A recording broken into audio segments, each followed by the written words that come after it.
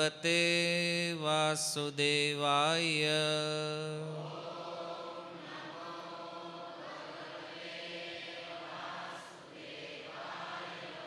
ઓમ નમો ભગવતે વાસુદેવાય.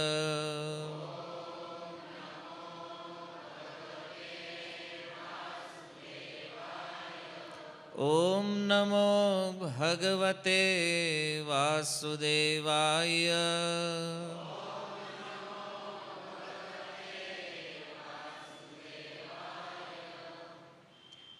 હરે કૃષ્ણ. સ્વાગતમ ઉપસ્થિત સર્વ વૈષ્ણવજન શ્રોતાગણ એવં મહાનુભાવનું. શ્રી નરસિંહ મહેતાના ચરિત્ર અંતર્ગત કુંવરબાઈના પ્રસંગની જે ચર્ચા આપણે કરી રહ્યા છીએ, તો એમાં ગત સત્રમાં આપણે શ્રવણ કર્યા કે ભગવાન સ્વયં શામળશા શેઠના રૂપમાં પ્રગટ થઈ અને કુંવરબાઈના સસરા તરફથી જે કાંઈ ડિમાન્ડ રાખવામાં આવી હતી એને ભગવાને પરિપૂર્ણ કરી અને ભગવાને પોતાની ભક્ત વત્સલતાનો પરિચય આપ્યો. પ્રસંગ અંતર્ગત નરસિંહ મહેતા ઉપર જે કલંક લાગ્યા હતા, જે શબ્દો દ્વારા લોકો એનું અપમાન કરતા હતા, આજે એ જ અંજારના લોકો મહેતા નરસિંહની પ્રશંસા કરી રહ્યા છે કે એમની સાથે એક એવા શેઠ, એવા એક વ્યાપારી છે જેણે એવું ઐશ્વર્ય પ્રગટ કર્યું છે જે ન ક્યારેય સાંભળવામાં આવ્યું છે, ન તો ક્યારેય જોવામાં આવ્યું છે. અને ભગવાને આ સુંદર લીલા કરી તો ઓર એક કલંક આવ્યું પાછું. એક નણંદ રહી ગઈ હતી અને એની ઈચ્છાને પરિપૂર્ણ કરવા માટે ભગવાન પુનઃ પધાર્યા અને એ સમયે ભગવાને આ જે દુષ્ટ લોકો હતા એને શિક્ષા આપવા માટે સોનામોરોની વર્ષા કરાવી, સુવર્ણ મુદ્રાની વર્ષા થઈ. અને આટલું થવા છતાં પણ આ દુષ્ટ લોકોના હૃદયમાં કોઈ પરિવર્તન થયું નહીં. આને પણ એક ચમત્કાર માની અને લોકો જે નિંદા કરવાવાળા હતા એણે પોતાનો દંડ પ્રાપ્ત કર્યો. આગળ ઉપર કુંવરબાઈના મનમાં એક વિચાર થયો કે અસત સંગમાં રહેવું એ સૌથી વધારે દુઃખદાયી છે અને એક વૈષ્ણવો માટે સૌથી સારો વિષય યદિ કોઈ છે તો એ સત્સંગ છે, અસત્સંગ નથી. ચૈતન્ય મહાપ્રભુ બહુ સુંદર ભાવ આપે છે કે અસત સંગ ત્યાગ એ વૈષ્ણવાચાર. વૈષ્ણવોનું સદાચાર છે અસત વ્યક્તિ અથવા અસત વસ્તુના સંગનો ત્યાગ કરવો. પણ આ ભાવની અંદર જ્યારે લાગણીઓ જોડાય ત્યારે લોકો આને છોડી નથી શકતા. આપણે ઘણીવાર જોઈએ કે સારા લોકો પણ અસત સંગમાં પડેલા હોય, દુષ્ટ લોકોના સંગમાં રહેતા હોય અને એને જોયા પછી ક્યારેક દુઃખ પણ થાય કે વિભીષણ રાવણ હારે હું કામ રહેતો છે. એવું થાય ને, વિભીષણ ભક્ત તો સારા છે તો રાવણ સાથે કેમ? તો વિચારણીય તથ્ય એ છે કળિયુગમાં પણ ઘણીવાર આપણે જોતા હોય ભક્ત છે દુષ્ટોની સાથે કેમ રહેતા હોય છે. તો ત્યારે એને યદિ પૂછવામાં આવે તો એની લાગણીઓ પ્રગટ કરતા હોય કે નહીં, એમણે મને પહેલાં હેલ્પ કરી હતી, એણે મને આમ કર્યું હતું, એ અમને અહીંયા લાવ્યા હતા, એણે આ કર્યું છે, તે કર્યું છે. નો ડાઉટ કોઈના ઉપકારને ક્યારેય ભૂલવો ન જોઈએ, પણ એનો અર્થ એ નથી કે દુષ્ટોનો સંગ પણ લેવો જોઈએ. જો એ ભક્તિને બાધિત કરતા હોય, જો એ ભક્તિને રોકવાનો પ્રયાસ કરતા હોય તો આને ત્યાગ કરવું એ સૌથી ઉત્તમ વિષય છે. અને એટલા માટે ગોસ્વામીજી કીધું પતિ વિસરાય. એણે પોતાના પિતા આગળ એક ઈચ્છા વ્યક્ત કરી કે હવે આ દુષ્ટોના સંગમાં મારે રહેવું નથી. તમે એક કામ કરો, તમે જુનાગઢ જઈ રહ્યા છો તો મને સાથે લેતા જાઓ, અહીંયા રહીને કોઈ મતલબ નથી. તો સાસરીવાળાને તો એવું લાગ્યું કે જાય છે તો ક્યારેક પાછી આવશે, અને આવશે તો ઓર વધારે માલ લઈને આવશે. આ તો બધા ધનના લોભી હતા. કુંવરબાઈ બધાને ભૂલી અને કીર્તન કરતા કરતા એ મહેતા નરસિંહની સાથે નીકળી ગયા છે. તો વિચારણીય વસ્તુ એ છે કે ઈર્ષા જીવની અંદર સ્વાભાવિક છે. આ સંસારમાં તમે જો તો પ્રાય કોઈ જીવ બીજા જીવથી ઈર્ષા કરે છે, અને આ ઇનબિલ્ટ છે અંદર. અનર્થો ઘણા બધા છે, પણ આ ઈર્ષ્યા જે છે ને એ બહુ મોટી વસ્તુ છે. પણ ભગવાને પોતાના ચમત્કારથી બતાવી દીધું કે આ સંસારમાં ભક્તોની ગમે એટલી ઈર્ષા કરો, પણ અંતે ભગવાન એની ઉપર કૃપા કરે છે તો સંસાર એનું કાંઈ બગાડી શકે નહીં. દુષ્ટતા કરવાવાળા લોકોમાં ગમે એટલી દુષ્ટતા હોય, પણ જેની ઉપર ભગવત કૃપા છે આને કોઈ નષ્ટ કરી શકે નહીં. તો ભગવાને ચમત્કાર દ્વારા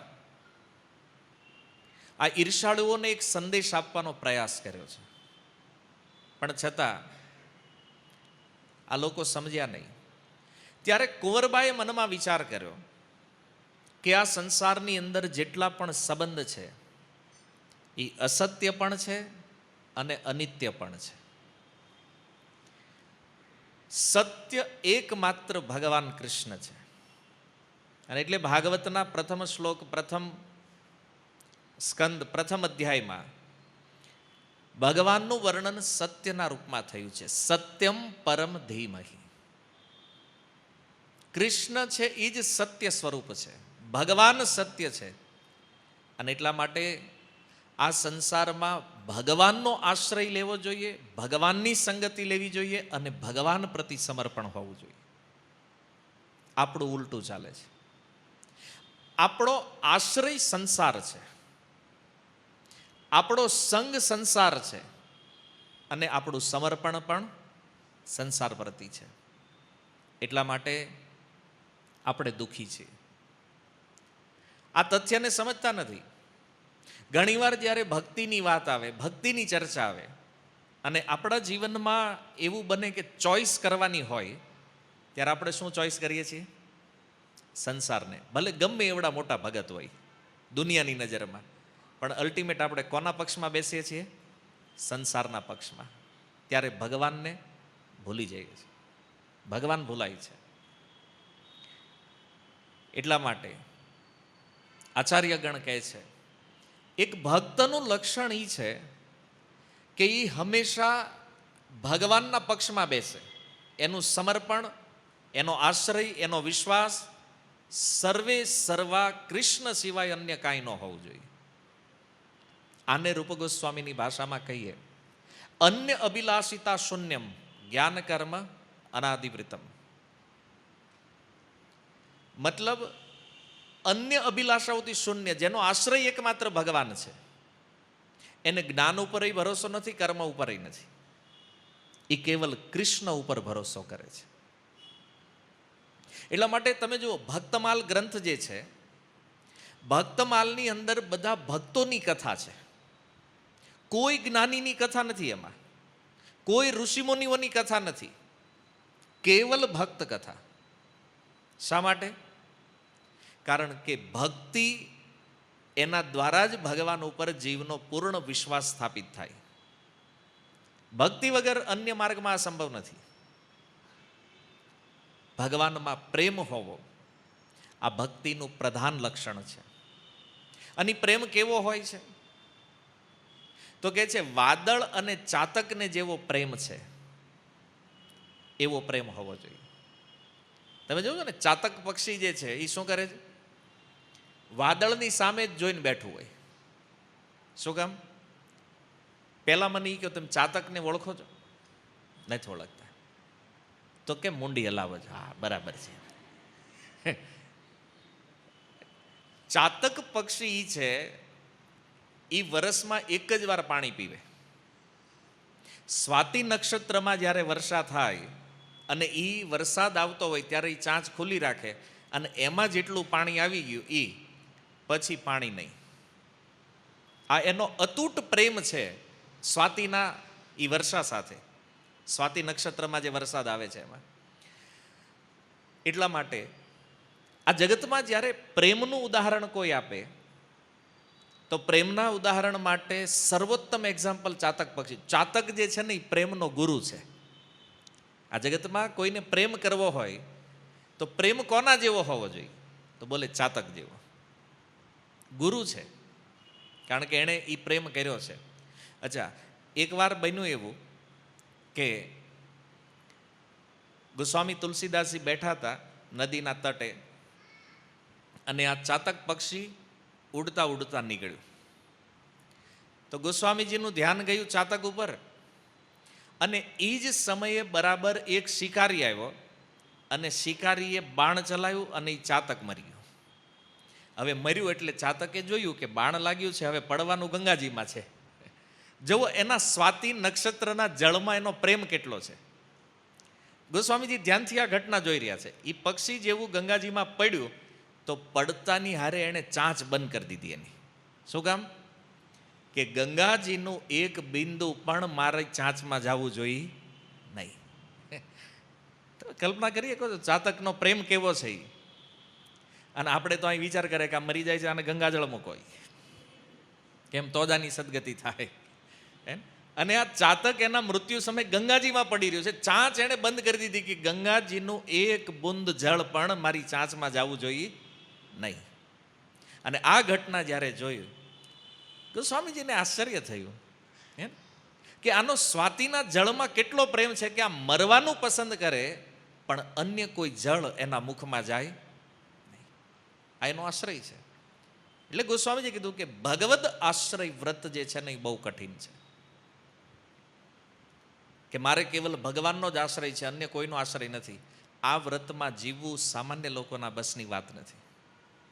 એ નરસિંહ મહેતા જેવા કોઈ વિરલાઓ છે એ આ વ્રતમાં જીવે છે. કુંવરબાઈ જેવા જે ભક્તો છે એ આ વ્રતમાં જીવે છે. ભગવદ આશ્રય સૌથી કઠિન વિષય છે. સંસાર ન હાલે તો નહીં હાલે પછી. કેમ? કારણ કે અમારે કેવલ કૃષ્ણ જ ચાલે છે. આ ભાવ મુખ્ય છે, આ પ્રેમ છે ભગવાનમાં.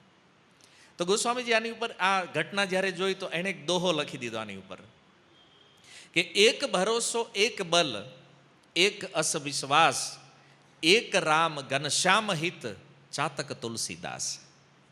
કેટલી અદ્ભુત વાત એમણે લખી છે કે એક જ ભરોસો છે ભગવાન, એક જ બળ છે ભગવાન, એક જ વિશ્વાસ છે રામ.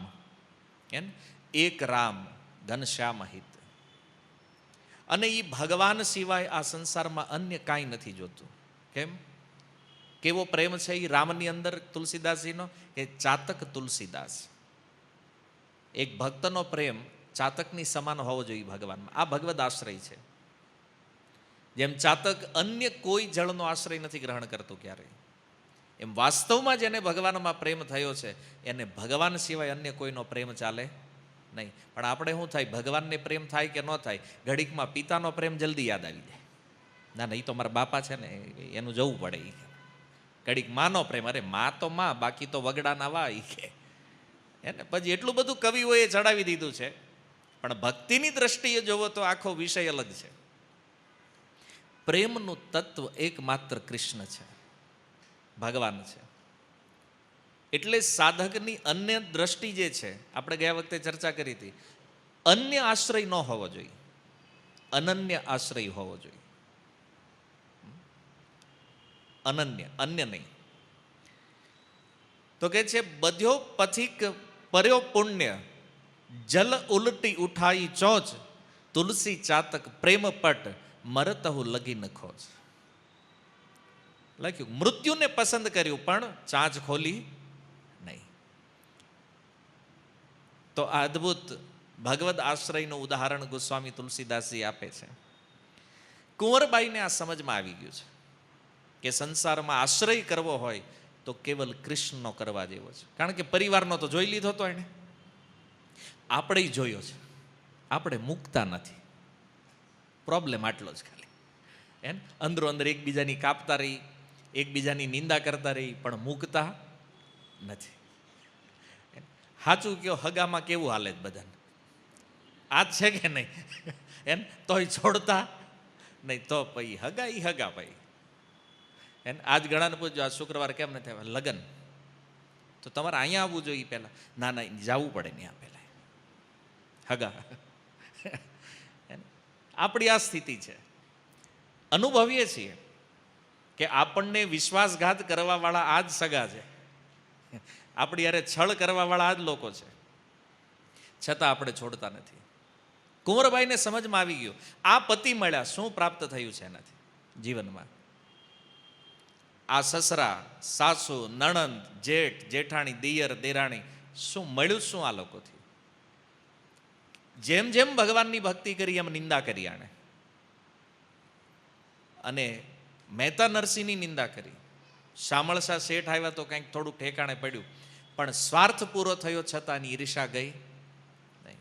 કુંવરબાઈ નક્કી કર્યું, હવે અહીંયા રહેવા જેવું નથી. પતિનો ત્યાગ કરી અને આવી ગયા મહેતા નરસિંહની સાથે.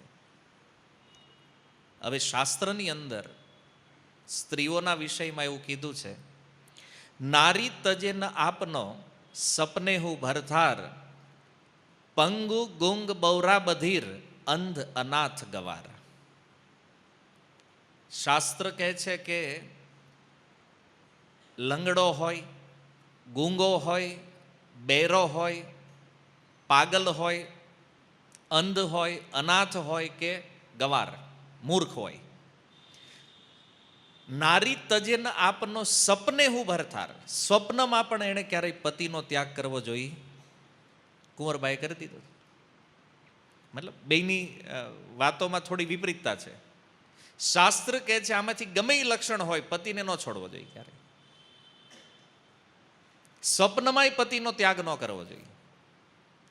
તો કુંવરબાઈ નરસિંહ મહેતા જેવા ભક્તના પુત્રી છે, તો આ શાસ્ત્ર વાત એને નહીં ખબર હોય? એણે શા માટે પતિને છોડવાનો નિર્ણય લીધો છે? અચ્છા, માનસની અંદર પણ નારી ધર્મના ઉપદેશમાં ગોસ્વામીજીએ લખ્યું છે, અન્ય શાસ્ત્રોમાં પણ આ બધા દોહા ચોપાઈઓ છે કે અંધ અનાથ ગવાર વૃદ્ધ બૌના અતિ રોગી, બાલક શંડ કુરૂપ સદા, કુવચન જડ જોગી, કલહ કોઢી ભીરુ ચોર, જ્વારી વ્યભિચારી, અધમ અભાગી કુટિલ કુમતી, પતિ તજે ન નારી. આમાં લગભગ બધી વેરાયટી આવી ગઈ, આનાથી બહાર નહીં હોય કોઈને. એમ અંધ, અનાથ, ગવાર, વૃદ્ધ, ઠીંગણા, અતિ રોગી, બાળક, શંડ. શંડ એટલે જે પુરુષય નથી ને સ્ત્રી નથી. કુરૂપ, રૂપ સારું ન હોય, કુવચન બોલતા હોય, જડ હોય, કલહી, બહુ ઝઘડાળું હોય, કોઢી હોય, ભીરુ મતલબ ડરપોક હોય, જુગારી હોય, વ્યભિચારી હોય, અધમ, અધમ મતલબ નીચ, ભાગ્યના નબળા હોય, કુટિલ હોય, કોમતી મતલબ એની બુદ્ધિ સારી ન હોય, પતિ તજે ન નારી. આમાંથી ગમે એ કેટેગરી હોય તોય પતિનો ક્યારેય ત્યાગ કરવો જોઈએ નહીં. નારી ધર્મનો સિદ્ધાંત છે, સતી ધર્મનો સિદ્ધાંત છે. તો હવે અહીંયા કન્ફ્યુઝન મોટું એ થયું છે કે કુંવરબાઈનું અનુસરણ કરવું કે શાસ્ત્રનું કરવું જોઈએ. કારણ કે આમાં ઘણી વાર કન્ફ્યુઝન થાય છે. આજે તમારું કન્ફ્યુઝન ક્લિયર કરવાનું છે. કારણ કે સ્ત્રીઓના વિષયમાં છે કે હવે આમાંથી એકાદું આવું ભટકાઈ ગયું હોય તો આપણે શું કરવું? કે કુંવરબાઈને જેવા પતિ છે એવા પતિ મળી ગયા હોય તો શું કરવું જોઈએ? તો એણે તો નિર્ણય લીધો, છોડી દેવા જોઈએ. એણે ત્યાગ કરી દીધો. અને આ ધર્મ છે, એને ન છોડવા જોઈએ. કુંવરબાઈએ ત્યાગ કર્યો છે, એ પણ ધર્મ છે. તો બંને ધર્મ છે પોતપોતાના સ્થાન ઉપર. અહીંયા શાસ્ત્ર નારી ધર્મ કહે છે, પણ એક વાત યાદ રાખો, શાસ્ત્રોની અંદર બે ધર્મની ચર્ચા છે. એક સામાન્ય ધર્મ છે, એક વિશેષ ધર્મ છે. તો સામાન્ય ધર્મ જે છે એ બધા ઉપર લાગુ પડે છે, અને વિશેષ ધર્મ જે છે એ વિશેષ લોકો એને ફોલો કરે છે. અને જેટલા પણ ધર્મ આ સંસારમાં છે, બધા ધર્મની અંદર બધા ધર્મોથી ઉપર શ્રેષ્ઠ ધર્મ જે છે એ છે ભાગવત ધર્મ. ભગવાન સાથે જીવને જે જોડે છે, આ સૌથી ઉત્તમ અને શ્રેષ્ઠ ધર્મ છે, અને એને ભાગવત ધર્મ કહેવામાં આવે છે. અને ગીતાની અંદર ભગવાને પણ એ જ વાત કરી છે અર્જુનને, સર્વ ધર્માન પરિત્યજ્ય મામ એકમ શરણમ વ્રજ. અર્જુન, બધા ધર્મોનો ત્યાગ કરી દે, મામ એકમ શરણમ વ્રજ, મારી એકની શરણમાં આવી જા. તો ભગવાનને શરણાગત થવું એ શ્રેષ્ઠ ધર્મ છે. સૌથી ઊંચામાં ઊંચો ધર્મ આ છે, ભગવાનની શરણાગતિ લેવી, ભગવાન સાથે સંબંધ જોડવો.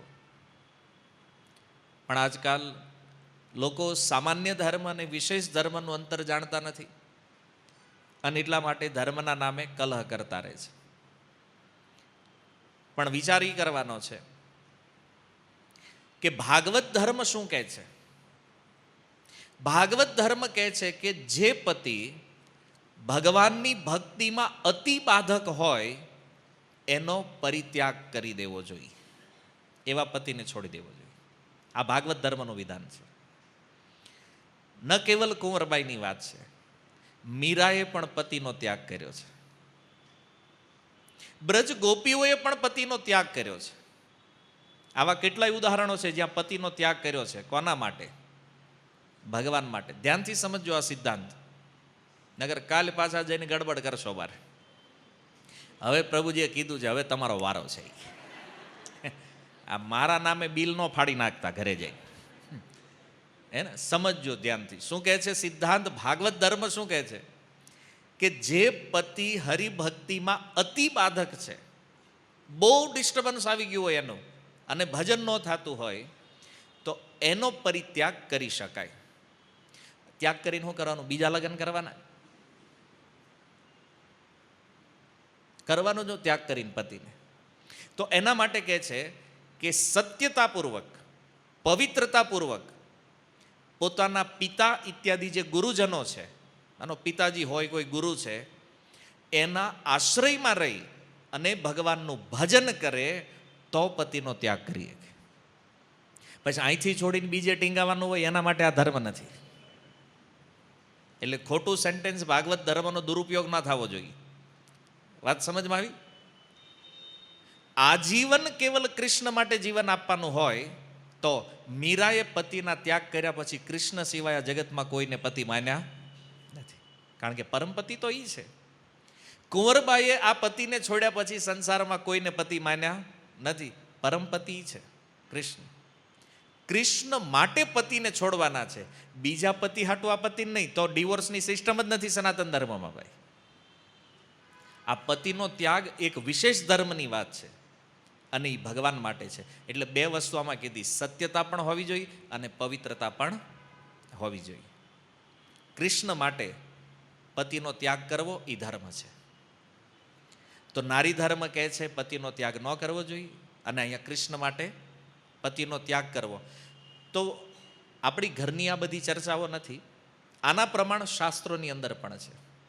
શ્વેતાશ્વતર ઉપનિષદ કહે છે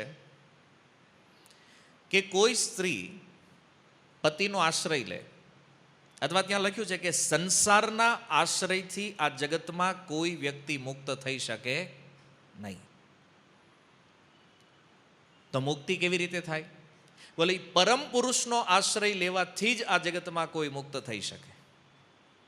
માની લો આ સંસારમાં કોઈ વ્યક્તિ એવું માને કે પિતાની સેવા કરવી ધર્મ છે, અને આજીવન પિતાની સેવા કરતા રહ્યા, એને ભગવાન મળશે? એની મુક્તિ થાય?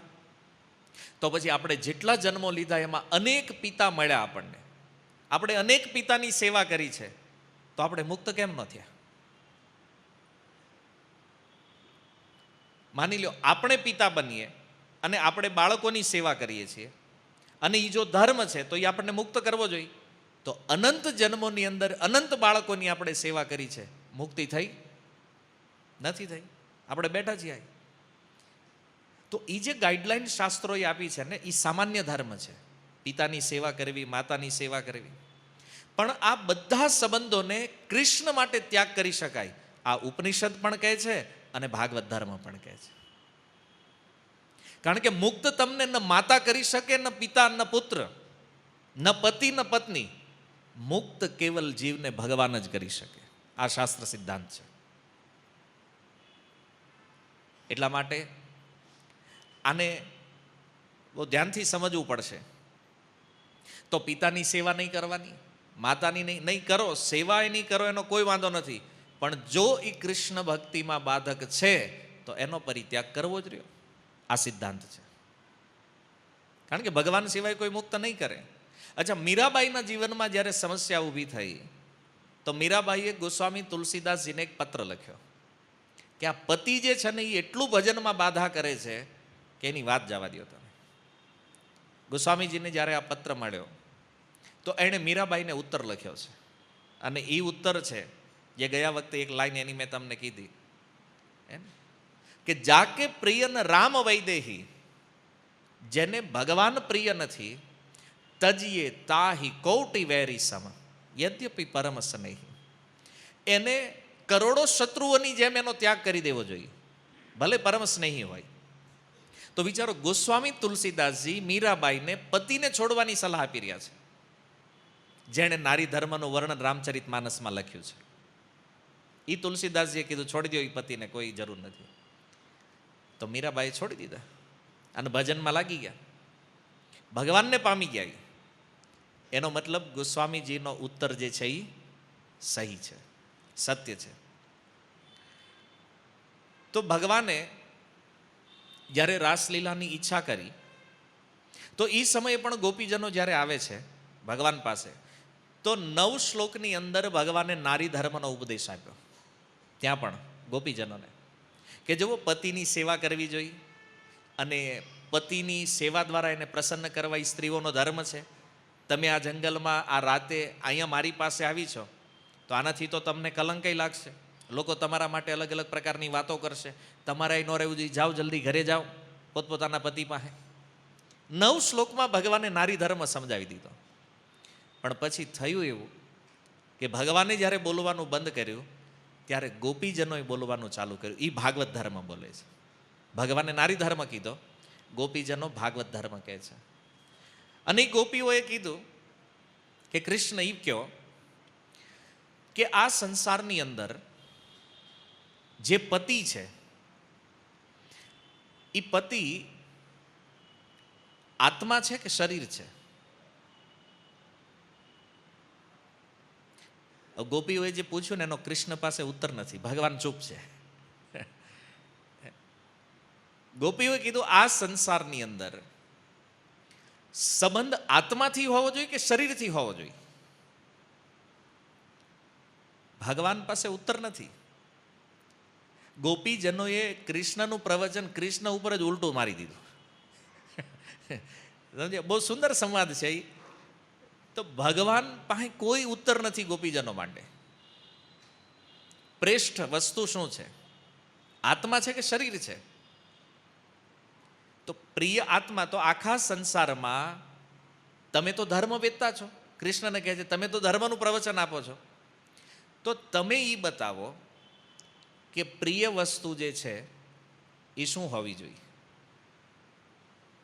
કારણ કે આખા સંસારમાં પતિ તો તમે છો ને, તમારાથી કલ્યાણ થવાનું. કારણ કે સંસારમાં જે પતિને બેઠા છે એની ગમે એટલી સેવા કરીએ, ગમે એટલા પ્રસન્ન કરીએ, એનાથી અમારું કલ્યાણ નથી. આ પણ એક બહુ સમજવા જેવો સિદ્ધાંત છે.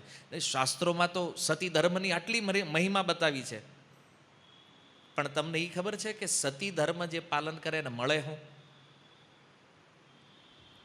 સતી ધર્મ જે પાલન કરી વધારે વધારે સ્વર્ગ લોક જાય, યા તો પતિ જે લોકમાં છે એ લોક પ્રાપ્ત થાય. ભગવદ પ્રાપ્તિ એના માટે પણ કઠિન છે.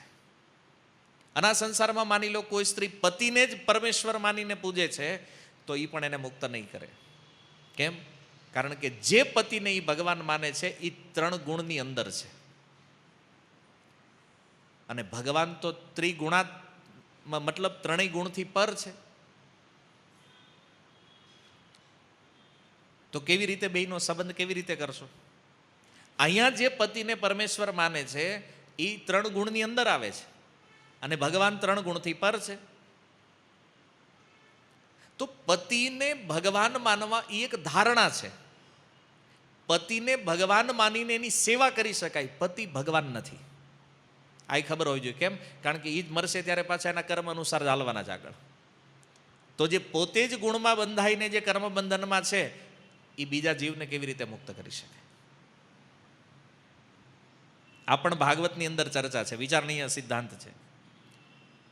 ધારણા હોવી અલગ વસ્તુ છે અને હોવું અલગ વસ્તુ છે. તો ગોપીજનો કહે છે કે માની લો આ બધાની સેવા કરી પણ લીધી, મળશે શું આનાથી? આત્માની અંદર પ્રગટ થવા વાળો જે પ્રેમ છે એ છે ત્યાં. અને બીજું, અમારી અંદર જે પ્રેમ છે તો એ તો પ્રેમના તત્વને સમજતા નથી. કારણ કે જો એ પ્રેમ તત્વ જાણતા હોત તો પછી અમને રોકે જ નહીં ને. તમારી અંદર પ્રેમ હોવો એ સર્વોચ્ચ સ્થિતિ છે.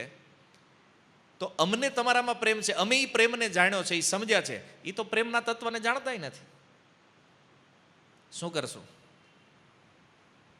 જે શબ્દ ગોપીજનોના છે ભાગવતની અંદર, ભગવાન પાસે આનો કોઈ ઉત્તર નથી. કૃષ્ણ ચૂપ. અને એવા ચૂપ થયા ભગવાન. ભગવાને એ ગોપીઓને ગુરુ માની લીધી. ગોપીઓને ગુરુ માને છે ભગવાન. અને અર્જુનને કહી રહ્યા છે ભગવાન કે હે અર્જુન, આ ગોપીઓ જે છે ને એ મારી ગુરુ છે. કેમ? બોલી ગોપીજનો જ્યારે મને મળવા આવીને ત્યારે મને એ સમજાણું કે શરણાગતિ કોને કહેવાય. અને મેં તને જે ગીતા સંભળાવી છે એ ભલે ઉપદેશ મેં કર્યો છે, પણ એ વાસ્તવમાં એ ઉપદેશ કોનો છે? બોલે એ મને મારા ગુરુથી મળ્યો છે. અને ગીતાનો સાર શું છે? શરણાગતિ. તો એ તો કૃષ્ણ બોલ્યા સર્વધર્માન પરિત્યજ્ય મામ એકમ શરણમ વ્રજ. જે અર્જુનને આપણને સમજાવી રહ્યા છે ભગવાન, કૃષ્ણ ક્યાંથી શીખ્યા છે? આ સર્વધર્માન પરિત્યજ્ય ગોપીજનોથી. કે ધર્મનો ત્યાગ કરી અને કૃષ્ણનું શરણ કેવી રીતે લઈ શકાય, આ ભગવાન ગોપીજનોથી શીખ્યા છે. એટલા માટે ગોપીઓને ગુરુ માને છે. જે ગીત અર્જુન આગળ ગાયું છે, તો આ એક અદ્ભુત વિષય છે. ભાગવત ધર્મ જ્યાં કેન્દ્ર બિંદુ કેવલ કૃષ્ણ છે, અને આ અવસ્થામાં કોઈ પણનો ત્યાગ થઈ કે ન કેવલ પતિનો. પિતા તેજો પ્રહલાદ. પ્રહલાદ મહારાજે પિતાનો ત્યાગ કરી દીધો. આ બ્રજ ગોપીઓએ પતિનો ત્યાગ કર્યો. ભરત મહતારી ભરતજીએ માતાનો ત્યાગ કર્યો. કૈકેયીનો ત્યાગ કરી દીધો ને ભગવાન રામ માટે.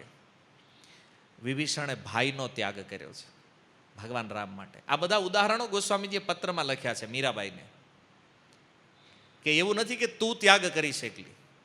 આ ત્યાગ પૂર્વમાં પણ થયો છે. માતાને પણ ત્યાગ કરવામાં આવી છે, પિતાને પણ ત્યાગ કરવામાં આવ્યા છે, ભાઈ અને પતિ. ગુરુ બલિ ગુરુ ત્યજો. આ બધા સંબંધ તો કોઈ છોડી દે, પણ ગુરુને કોઈ છોડે છે ભગવાન માટે? બોલે હા, એ પણ છે. કોણ? બોલે બલિ. બલિ ગુરુ ત્યજો. હવે આ જગતમાં કાંઈ લેવાનું ન હોય તો એ ગુરુને છોડતા નથી લોકો. તો વિચાર કરો, એટલે શુક્રાચાર્ય એને સંજીવની વિદ્યાથી બલિ મહારાજને જીવનદાન આપ્યું છે. એ બલિએ શુક્રાચાર્યનો ત્યાગ કર્યો. ક્યારે? જ્યારે ભગવાન વામન આવ્યા એની સામે. તો શુક્રાચાર્ય કીધું ને આ વિષ્ણુ છે, લઈ લે હે બધું તારું. તો તમે કહો છો કે આ વિષ્ણુ છે, અને એ વાત જો સત્ય છે તો પછી તમારી જરૂર નથી, નીકળો. ભગવાનને મળવામાં જો ગુરુ બાધક છે તો ગુરુનો પણ ત્યાગ કરી શકાય. આ સનાતન ધર્મ કહે છે. ગોસ્વામીજીએ મીરાબાઈના પત્રમાં આ ઉદાહરણ લખ્યું છે, બલિ ગુરુ ત્યજો. એને બલિ મહારાજે ગુરુનો ત્યાગ કરી દીધો. એનો અર્થ શું છે? આ 5 ઉદાહરણ આપ્યા છે. મતલબ કે ભગવાન માટે વચ્ચે જો કોઈ સ્પીડ બ્રેકર બને છે તો એ બધા જ સંબંધ ત્યાગ કરવાને યોગ્ય છે, આને છોડી શકાય. બેઠું મગજમાં? ન હોય તો કંઈ તમારે જ કાલને કાલે કાંઈ છોડવાનું નથી. આપણે મીરા જેવી સ્થિતિ છે ને, ઘરે ઓલા ઝેર આપી દે ખાવામાં, હે ને? આટલું બધું તો પરિપક્વતામાં આપણે આવ્યા નથી. સિદ્ધાંત સમજવાનો. કુંવરબાઈએ પતિનો ત્યાગ કર્યો, એમાં કોઈ અધર્મ નથી. ભાગવત પણ પ્રમાણ છે, ઉપનિષદોના શાસ્ત્રોના પ્રમાણ છે કે ભગવાનના સંબંધ માટે કોઈનો પણ ત્યાગ કરી શકાય છે. વિશેષ ધર્મ છે આ. અને સામાન્ય ધર્મમાં તો પતિ જ પરમેશ્વર છે. તો આ રીતે સામાન્ય ધર્મ અને વિશેષ ધર્મ આપણને ખબર હોવી જોઈએ. ઓકે, તો આ બાજુ ભગવાને જ્યારે આ ચમત્કાર બતાવી દીધો તો એના જે સસરાવાળા હતા એ તો બધા ખુશ થઈ ગયા કે હવે કુંવરબાઈ તો ગઈ એના પિતા હારે, મતલબ હવે અંજારની અંદર આપણું કોઈ અહિત કરે કે આપણી ઉપર કોઈ અપમાન કરે એવું હવે તો નહીં થાય. હવે ખબર નથી પાછી ક્યારે આવશે, કારણ કે આપણને કાંઈ કીધું તો નથી. અને એ નગરમાં કોઈની તાકાત નહોતી મહેતા નરસિંહને રોકી શકે, કારણ કે હવે તો આટલો મોટો પ્રભાવ બતાવી દીધો એણે. તો નરસિંહ મહેતા જ્યારે નીકળી ગયા એમના ગામ જુનાગઢ, બંને પુત્રીઓ સાથે રહેવા લાગ્યા. ત્યાં અનેક સાધુ સંતો હતા એમની સાથે. તો આ બાજુ રંગધર મહેતા એકવાર જુનાગઢ આવ્યા.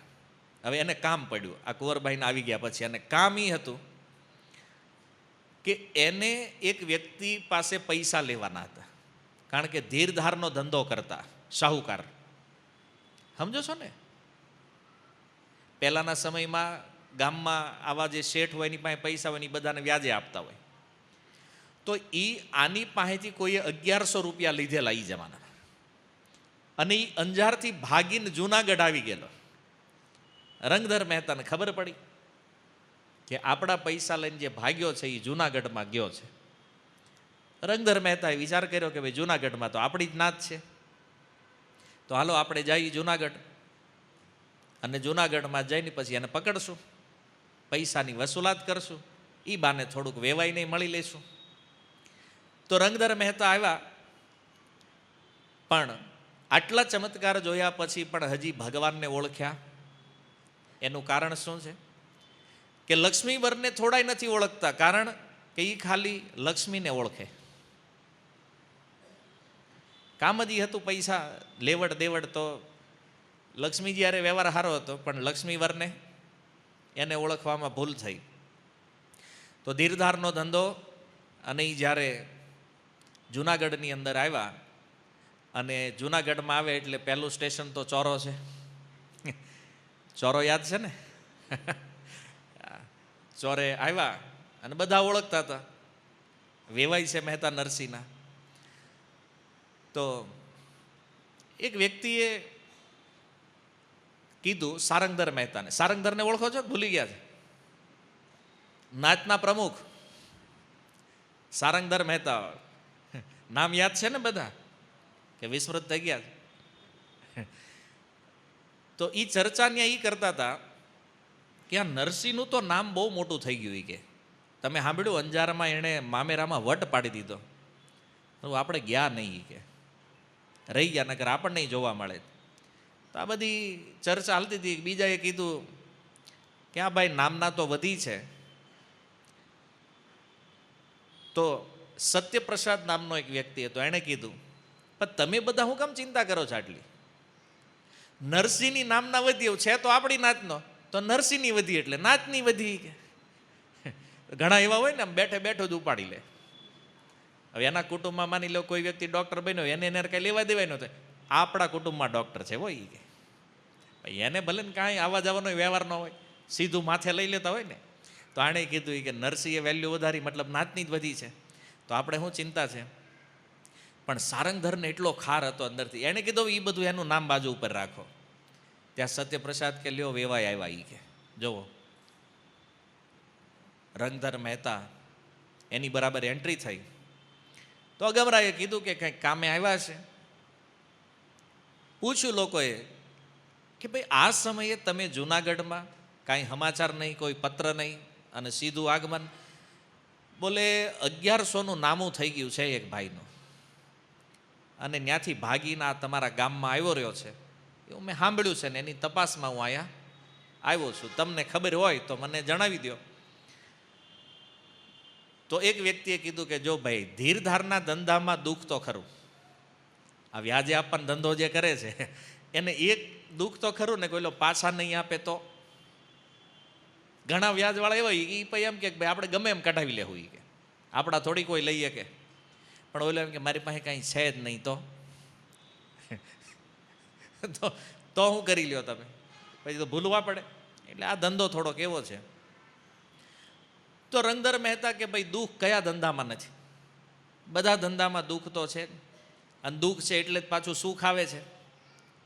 તો નિગમરાય કહે છે દુઃખ એનું ઈ કે આ તમે જે ધીરધારવાળા જે સવો બધા શાહુકારો, તમે જેટલા પૈસા આપ્યા હોય એટલા તો લઈ લ્યો છો, ઉપરથી એનું ઘર લખાવી લ્યો, જમીનું લઈ લ્યો, તો તમારે લેણું પૂરું થતું.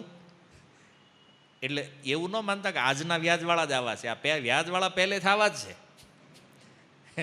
ગામડામાં તો પહેલાં ભણતર હતું નહીં ને, ખબર પડે ને કે એને લેણું કોઈ દી પૂરું જ ન થાય. ઓલા એ 1000 રૂપિયા લીધા હોય એ 9000 ચૂકવી દે ને તો એને વ્યાજ તો બાકી જ હોય. આવું હાલતું ગામડાઓમાં. હવે આ થોડું થોડું બંધ થયું, ત્યાં સુરતમાં આવીને પાછું ચાલુ થઈ ગયું. ગામડાવાળાને એટલી તો બુદ્ધિ હતી કે 1% ઉપર ન લેવાય. ભાઈ ટકો ગણતા ભલે નહોતું આવડતું, એમ છેતરાઈ જતા. અને અહીં ગણતા આવડે છે તોય 10% ઉપાડી લે છે. અહીંયા એમ વયું જાય બધું. એટલે થોડીક પદ્ધતિઓ ફરી, બાકી બધું એનું એ જ હાલે છે. એટલે એણે કીધું કે ભાઈ તમે ખાતા તો ઊભા જ રાખો છો બધાના, દુઃખ તમારે હેનું છે, કદાચ 1000 ન આવ્યા તો એમાં શું ફરક પડે છે. તો અન્ય લોકો પોતપોતાના મત રજૂ કરી રહ્યા છે. રંગધર મહેતા કહે છે કે શાહુકારીના વ્યાજમાં તો રોટલા મળે, મૂડી જવાનો ભય નથી આમાં. લોભ જે કરે એની મૂડી જાય, આપણું તો આ સીધું ગણિત છે.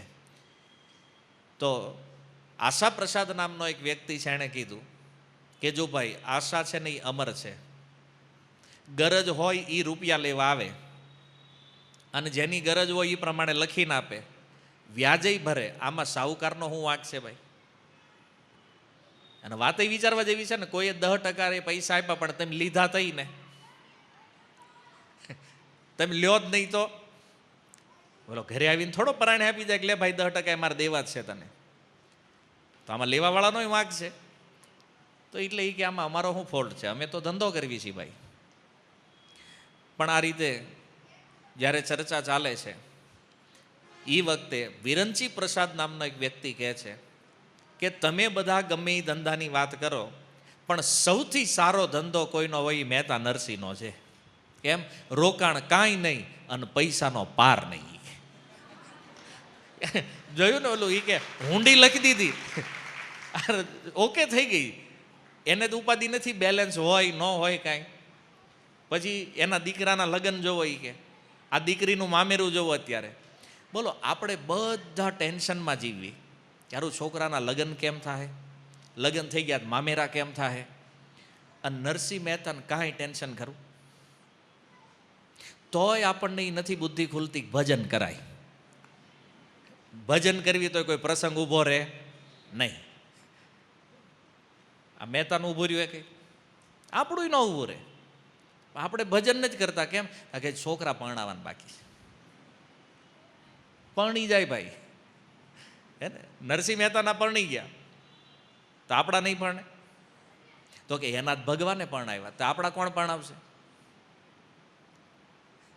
આપણને એમ છે કે હું કરવાનો જ, અને તમે કરશો તો શું કરશો?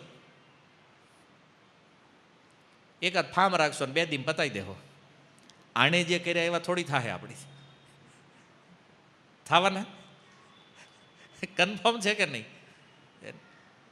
જો આટલો સરસ આ પ્રસંગ, એટલે આજે બધી કથાઓ સાંભળીએ છીએ આપણે, નરસિંહ મહેતાના જીવનના જે ચમત્કારો સાંભળ્યા છે એ એટલા માટે સાંભળવાના છે કે ભગવાન ઉપર આપણો વિશ્વાસ દ્રઢ થાય.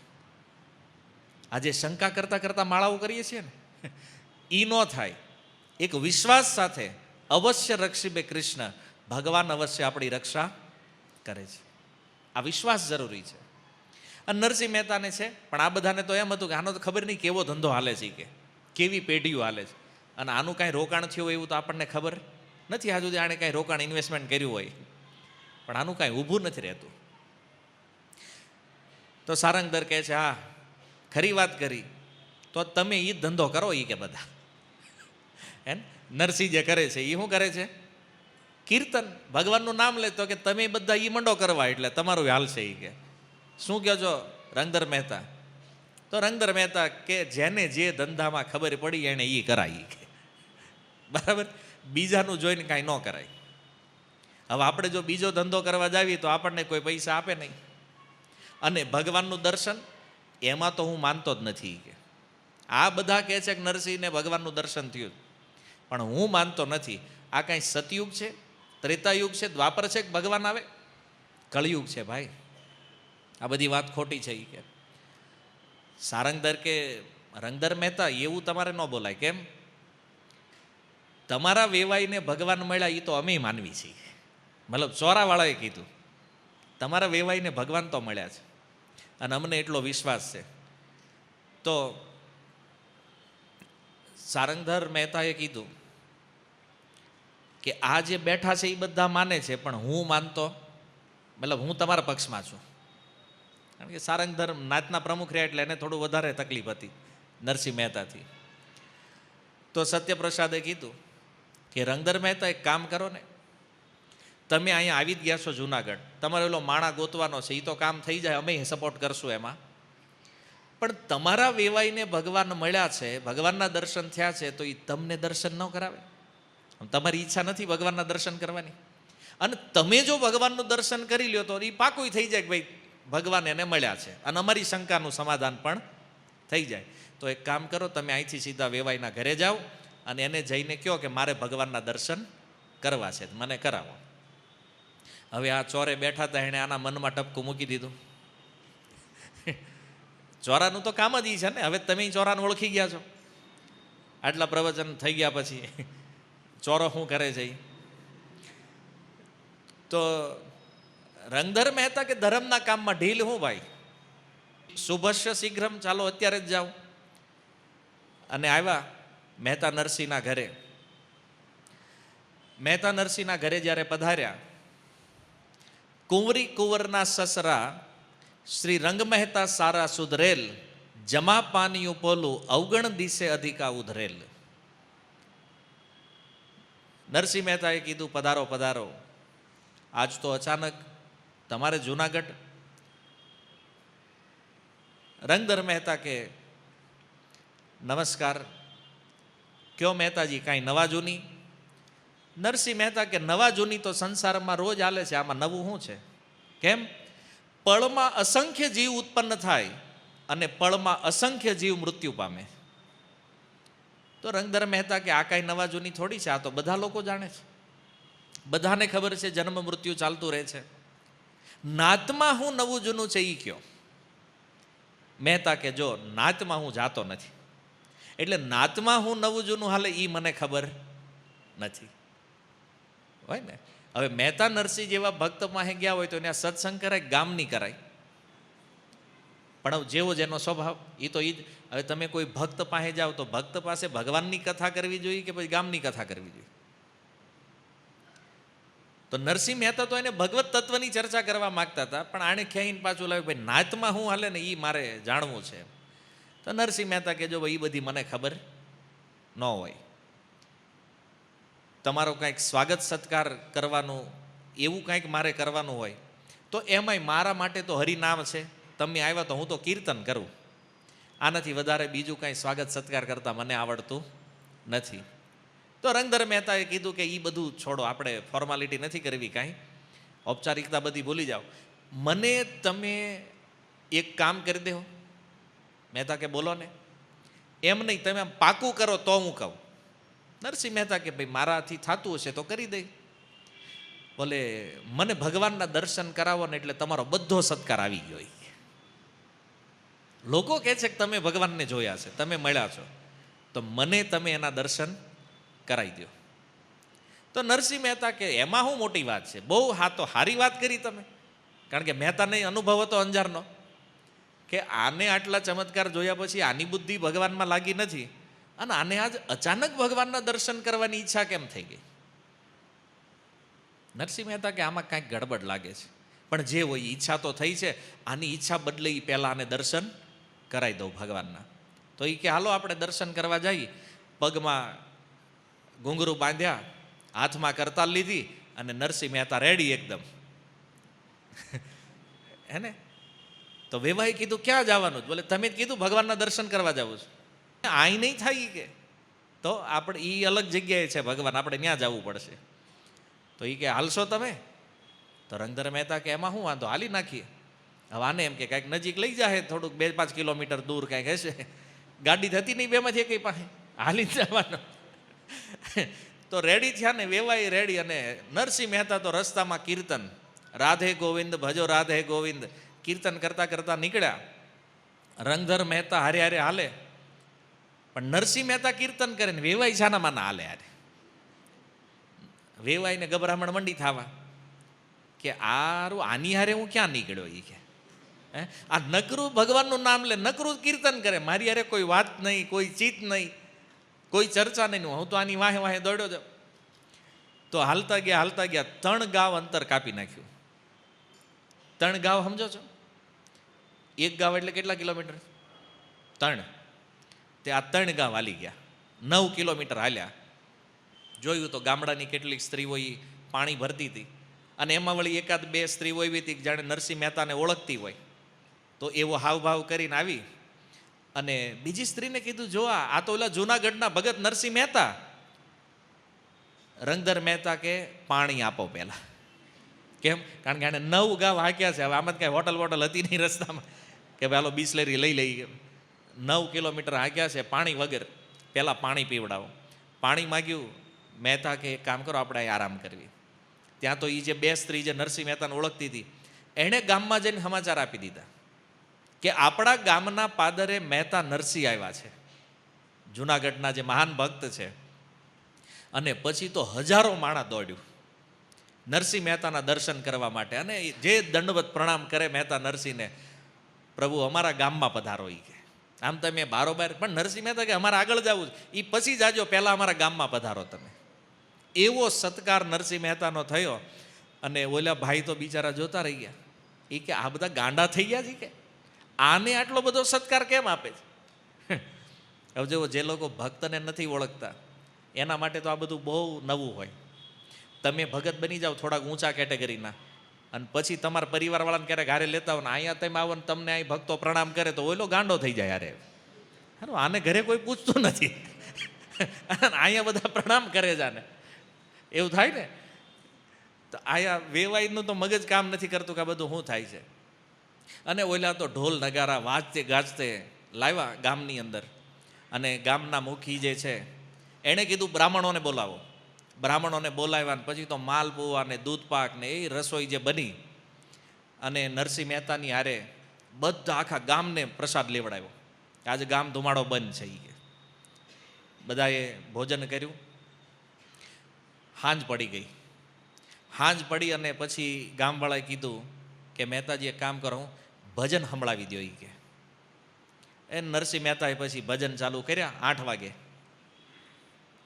તે 12 વાગ્યા સુધી હાલ્યું. અને ઓલા વેવાઈની શું હાલત હશે એ તમે સમજો છો. કારણ કે જે ક્યારેય ભજનમાં ન આવ્યા હોય ને તમે પહેલી વાર બેહારો તો એના માટે તો અઘરું હોય ને. તો બિચારા 12 વાગ્યા જ્યારે મધ્યરાત્રિ સુધી ભજન થયું, પછી બધાએ આરામ કર્યો. સવારે મહેતાએ કીધું કે હવે અમારે આગળ જવું છે, વિદાય આપો. ત્યાંથી પાછા 2 વેવાઈ નીકળ્યા. વળી બીજું ગામ આવ્યું. તો એ ગામની અંદર ત્યાંય ખબર પડી ગઈ કે મહેતા નરસિંહ આવ્યા છે. તો એ ગામમાં આનાથી વધારે સારું સ્વાગત. તો ઓલા વેવાઈ મનમાં વિચારે કે આપણા ગાંડા થઈ ગયા છે શું? કે આ બધા આનું આવું કેમ સ્વાગત કરે છે આટલું? અને આવડાને તો ગાડું જોડ્યું ને એવું ગાડું શણગાર્યું, લઈ ગયા ગામમાં, અને હામૈયા કરે ને ઉત્સવ કરે ને જમાડે ને રાતે કીર્તન. વળી પાછા રોકાય, વળી પાછા આગળ હાલે. પાછા 5 ગાવ હાલ્યા બીજા ગામથી. 5 ગાવ હાલ્યા. ન્યાય ખબર પડી મહેતા નરસિંહ આવ્યા છે. તો ન્યા સેમ ક્રમ બધા ગામમાં ક્યાંક ક્યાંક ગામડામાં એવું કાંઈ વ્યવસ્થા ન મળે. હવે નરસિંહ મહેતાને વ્યવસ્થાની જરૂર નહીં, પણ આ વેવાય હારે હતા તો ક્યાંક ધર્મશાળામાં ઉતરી જાય, ત્યાં રોકાણ કરે. હવે ધર્મશાળામાં રોકાય તો ત્યાં તો આ વેવાઈને બહુ વાંધો નહીં, કારણ કે એને એ હોટલ જેવું લાગે ત્યારે, એ જમાનાની હોટલો, મતલબ એ કે આ સારું છે. અને આમ કરતાં કરતાં વેવાય મૂડમાં આવી ગયા 2-4 દીમાં. કેમ? એ કે ભલે થોડુંક હાકે એનો વાંધો નહીં, પણ ખાવાનું બહુ સારું મળે છે. હે, આ જે વ્યંજનો આવે છે રોજ, આ વસ્તુ અદ્ભુત છે. ભલે ને થોડુંક હાલી લઈએ, પણ દર્શન તો થાય ભગવાનના. અને આ રીતે મોજ કરતાં કરતાં એ લોકો આગળ વધ્યા. પણ હવે જમવાનું કેટલા દી હાલે? એમ તમને ખબર, રોજ લગ્નમાં જમવા જાવ, રોજ લગ્નમાં જમો, પછી કેટલા દી સારું લાગે? ભાઈ છેલ્લે તો ઘરની રોટલી શાક યાદ આવે. તો આ નહીં થયું કે રોજ આવું સારું સારું જમવાવાળાનું આ આપણા માટે ઠીક નથી. અને એને અચાનક યાદ આવ્યું કે ઓલા 700 રૂપિયા જેને આપણે આપ્યા છે એની હમણાં મુદત પાકવાની છે, તો મારે જવું પડશે પાછું, અને આમ આગળ જ વધી જાય, આગળ જ વધી જાય. એને રોજ નવા નવા ગામડા લેતા જાય છે, ને હવે રિટર્ન જેટલું આમ ટાઈમ લાગશે એટલું આમ જવામાં ટાઈમ લાગવાનો પાછો. અને જો ઓલાની મુદત વહી ગઈ તો પેમેન્ટ નહીં આપે, અને એની પછી પાછા 3000 વાળાની મુદત પાકે છે, કારણ કે વેપારીને બધા ચોપડા મોઢે હોય. એને તો હવે દર્શન કરવા કેટલું દૂર જવું પડશે. નરસિંહ મહેતા કે હું બહુ જાજુ નથી, હાલો એ કે આપણે એક હવારે 2 ઉઠ્યા અને આગળ વધ્યા.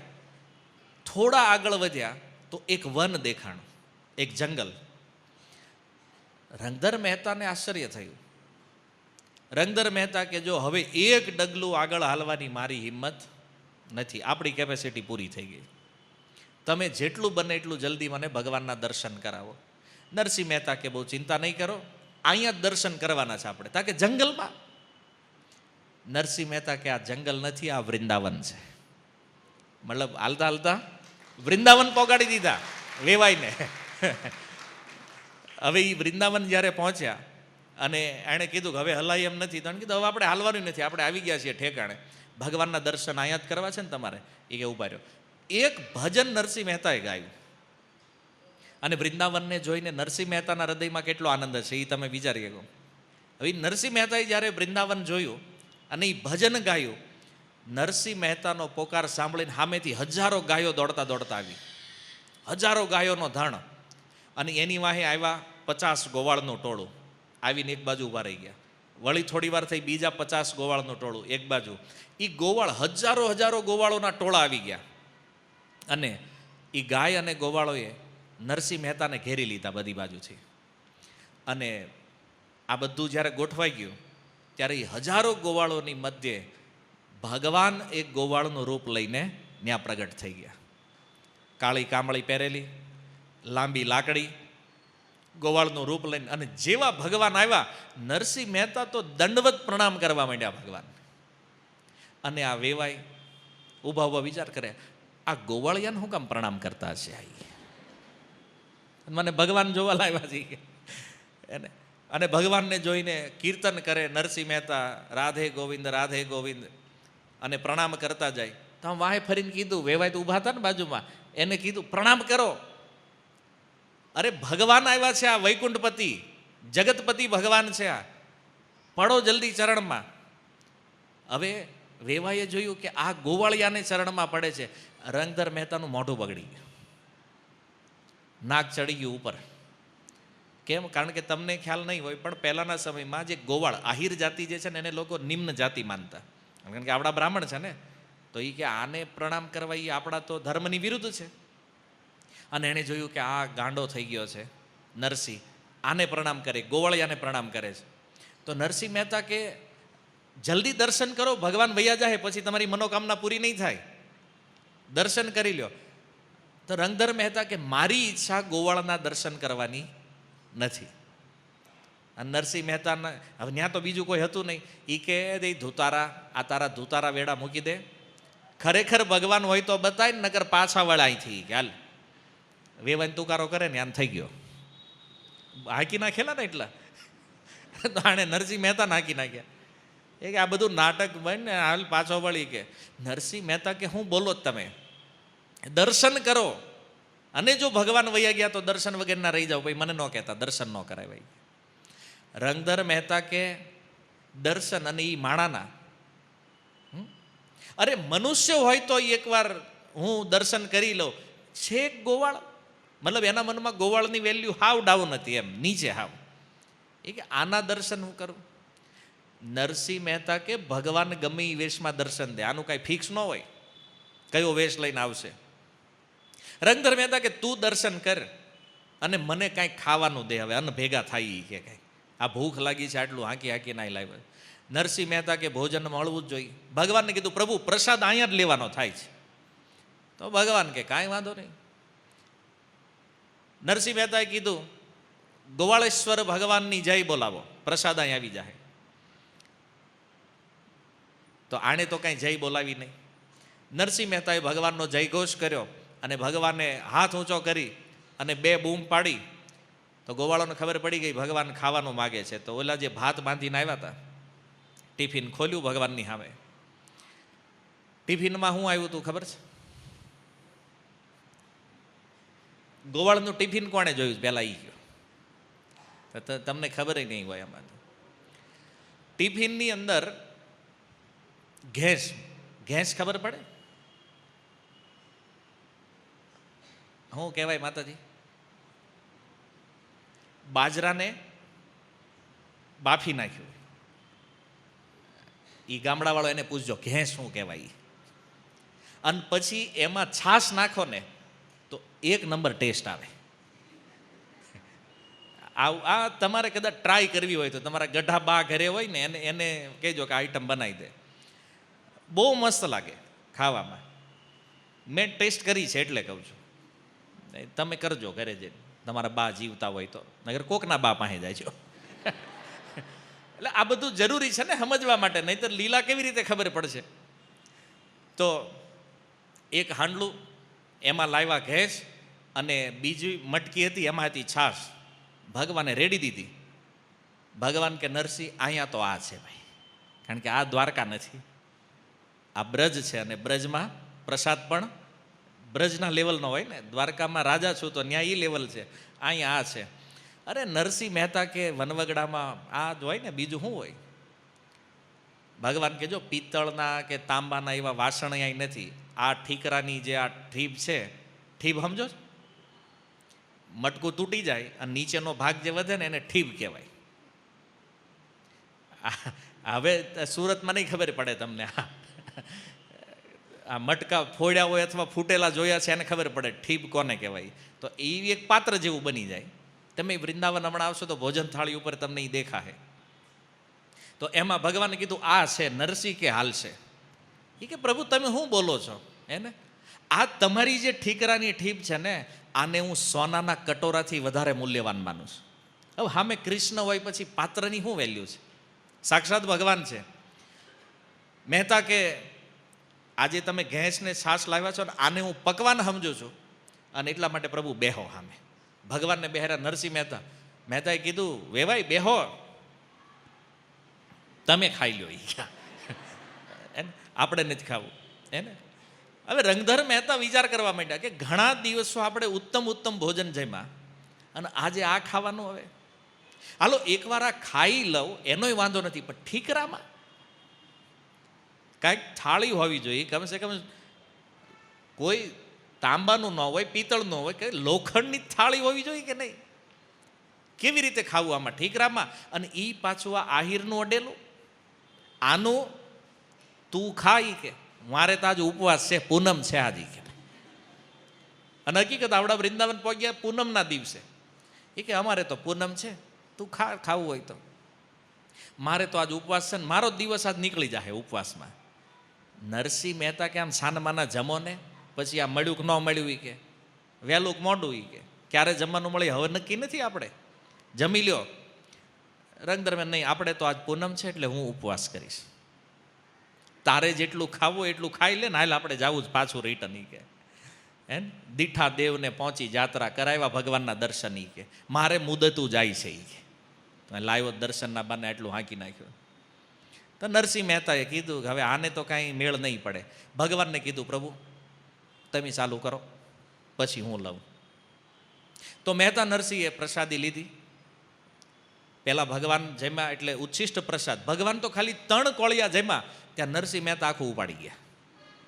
હવે સાક્ષાત મહાપ્રસાદ મળે કોણ મૂકે ભાઈ? એને હા મેં સ્વયં ભગવાન છે, અને ભગવાને 3 કોળિયા જેવા ખાધા. પછી નરસિંહ મહેતાએ લઈ લીધો પ્રસાદ.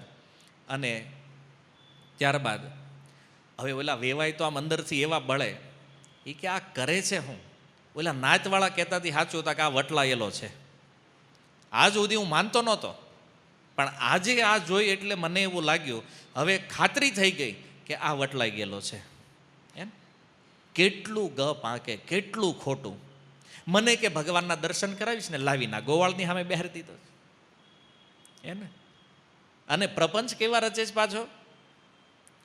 તોય એકવાર નરસિંહ મહેતાને થયું હાલને આને બોલાવું. એ કે ભૂખ લાગી હોય બેહી જાવ ને, હું કામ તાણી કરાવો જ ખોટી. નરસિંહ મહેતાને ખબર આને ભૂખ તો બરાબર લાગી છે એને. રંગધર મહેતા કે દાડો ઉઠ્યો છે મારો, ધાન પડી કે બંધાઈ ગયું છે, તે આનું એઠું હું ખાઉં, તું ખાઈ કે ખાવું એ.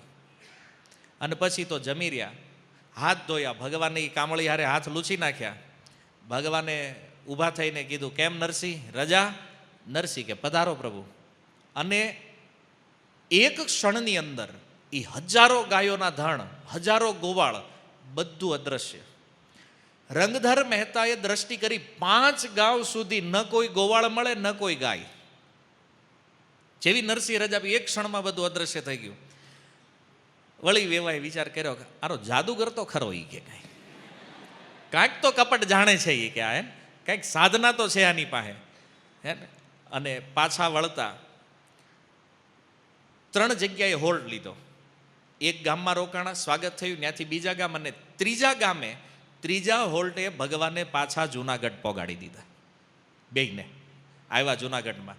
અને જેવા ગામમાં એન્ટર થવાના હતા એ સમયે નરસિંહ મહેતા રંગધર મહેતાને કહે છે કે બની ગઈ જે વાત વાટમાં, વાટે વિસારી દેજો, બની બનાવી બેયની રહેશે, માટે લક્ષ્ય લેજો.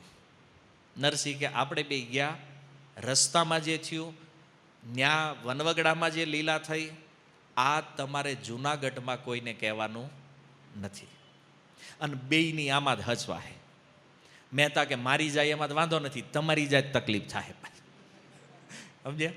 એટલે આ ચર્ચા આપણે કોઈને કરવાની નથી. તમે તમારું કામ પતાવો ને, કામ પતાવીને સીધા નીકળી જાજો. આ ચર્ચા કોઈને કરતા નહીં. તો રંગધર મહેતા કે તમે આ શું બોલ્યા ભગત મહારાજ? આવી વાત કોઈને કરાય ખરી? અને કદાચ હું કરી દઉં તો પછતાવાનું જ મારે જ આવે. કેમ? કારણ કે તમારી હારે સંબંધ છે ને, તમારો વેવાય હું બન્યો છું ને. એટલે આપણે કોઈને કાંઈ કહેવું નથી, તમે ચિંતા ન કરતા, લ્યો આવજો ત્યારે નમસ્કાર. અને આટલું કહીને વેવાય એના ઘરે, આ એના ઘરે. હવે નરસિંહ મહેતાએ વિદાય આપી, પોતાના નિજ મંદિરમાં આવ્યા. અને રંગધર મહેતા સીધા ચોરે આવ્યા. ચોરે આવ્યા તો પાછા ચોરાએ પૂછ્યું કે ઘણા દિવસે દેખાણા પાછા? એટલે હમણાં તમે જુનાગઢ આવ્યા હતા. વેવાઈને ઘરે ગયા પછી પાછા આ જ દેખાણા આવી ગયા. તમે આદર સત્કાર કર્યો અને ભાઈ પૂછ્યું કે બહુ દિવસે દેખાણા. રંગધર મહેતા કે ભાઈ સર્વને બધા ડાયરાને રામ રામ, બધાએ નમસ્કાર પ્રણામ આ બધું કર્યું. અને એક વ્યક્તિએ પ્રશ્ન કર્યો, ભગવાનના દર્શન થયા કે નહીં એ કયો પહેલા. કારણ કે અમે તમને મોકલ્યા હતા એ હાટું, તો તમને દર્શન થયા છે કે નહીં? તો એનો ઉત્તર જે છે આવતા શુક્રવારે લેશું. શું કહે છે, એ ઘટના શું બની છે, બરાબર? હરે કૃષ્ણ. શીલ પ્રભુપાદ કી નિતાઈ ગૌર પ્રેમાનંદે.